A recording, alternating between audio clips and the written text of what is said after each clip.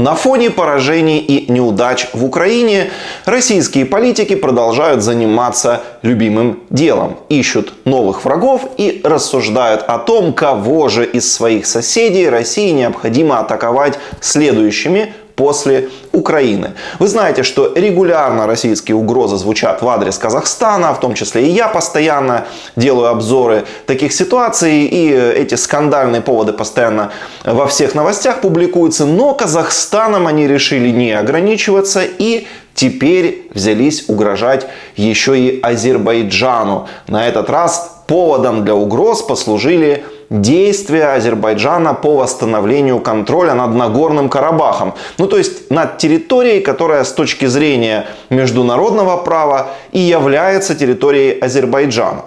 Ведущий эксперт Центра военно-политических исследований МГИМО Михаил Александров предложил за это нанести удары по электростанциям и нефтяным месторождениям Азербайджана. Ну, то есть, как обычно, по гражданским объектам. Сейчас Алиев пытается использовать ситуацию для того, чтобы отжать как можно больший кусок для себя. В частности, изменить статус Лачинского коридора, превратив его в контролируемый Азербайджаном коридор. Ох уж этот Алиев. Только посмотрите на него. Он хочет контролировать территорию Азербайджана. Это же просто возмутительно. Как он вообще мог подумать об этом? В принципе, у России есть средства, даже не начиная войну, так сказать, контактную войну, имея в виду сухопутную войну с Азербайджаном, там нанести удары по Баку, разбомбить бакинскую нефтяную отрасль полностью, уничтожить бакинскую, эту азербайджанскую энергосистему ракетными ударами. Опозорившись в Украине, теперь они угрожают ударами по гражданским объектам, по электростанциям, уже другому государству, которое вообще не имеет с ними никаких конфликтов, даже вообще с ними не граничит. То есть это же уже какая-то патология. Они просто одержимы войной, агрессией, каким-то насилием. Причем именно против гражданских. Потому что, смотрите, он подчеркивает, сухопутные операции проводить не нужно. То есть они боятся каких-то сухопутной войны. Да? А вот пулять ракетами по мирным людям им явно понравилось. Вот, кстати, и Запад от этого здорово пострадает. Если мы сейчас разбомбим их нефтяную отрасль, то нефть на Запад не будет течь. Это сразу же повысит цены на нефть здорово.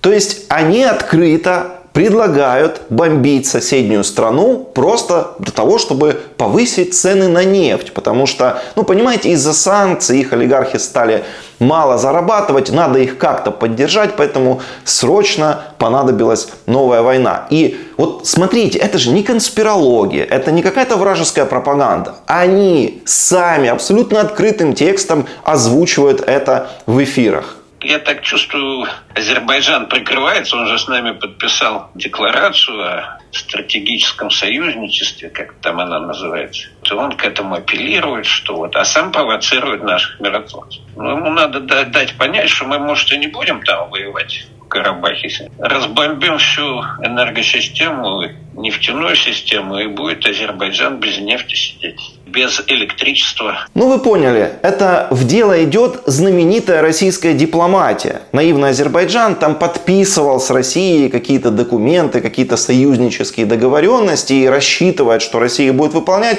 А россияне прямым текстом говорят: да вы что, это для нас просто бумажки, нам вообще на все договоренности плевать, мы никакие обещания выполнять не собираемся. Вот захотим завтра бомбить Баку и будем бомбить Баку.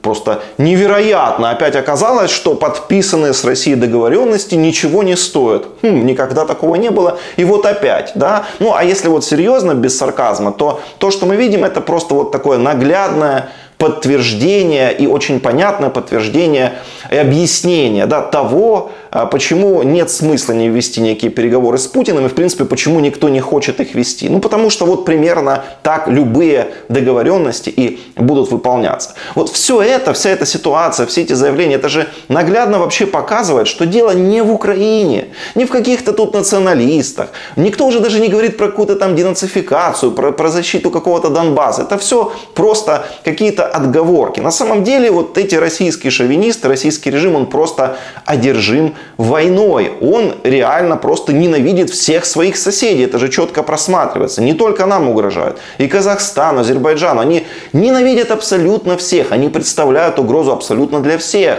И именно поэтому Россию необходимо жестко принуждать к миру. Все мировое сообщество должно об этом думать. Потому что, повторюсь, дело не только в нас, не только в Украине. Россия угрожает всем. Ее соседи не будут чувствовать себя в безопасности, пока Россия не будет принуждена к миру. И все цивилизованное общество государств, все цивилизованные страны, они тоже не будут в безопасности, пока Россия просто не будет жестко задушена санкциями и не будет принуждения к миру России уже окончательно. Только в этом случае можно говорить о какой-то мировой безопасности.